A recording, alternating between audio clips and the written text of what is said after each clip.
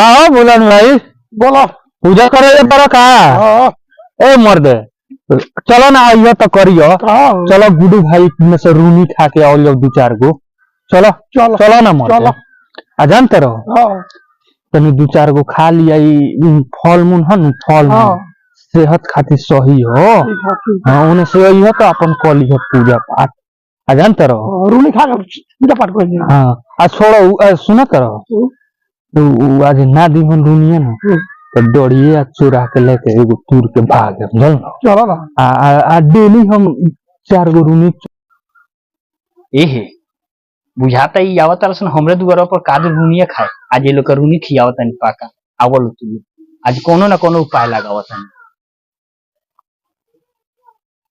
बतावा कैसन कैसन का हो गुडू भाई हाँ बड़ा रूनी पाकल बा हो हाँ रूनी तो पाकल बन रही भाई ये तो लोग के देखल नहीं खे जाइए तो लोग रूनियो खा लेता आ देखो ना कौन आदमी का को के करिया कपड़ा में बांध के चल गइल बा काल से 2 गो लइका खइले बड़ा सन दोनों गोड़ा का पेट डायरेक्ट हो गइल बा अनु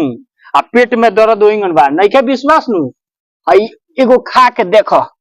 हई ना ना हम ना खाएम काहे हो डॉक्टर माना कइले बा रूनी उनी हम ना खाएम अच्छा भाई खा सेहत खराब हो काहे आइले तो हमरा खानदान में कोई रूनी खइबा ना करे एगो खा के देखो बबुओ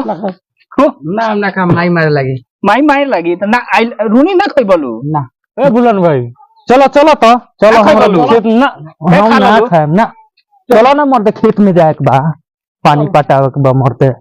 चलो हलो रूनी खाए ये लोग के कर दनी उपाय आवलो खा लो और रूनी रोज के झमेला लोग के इहे भइल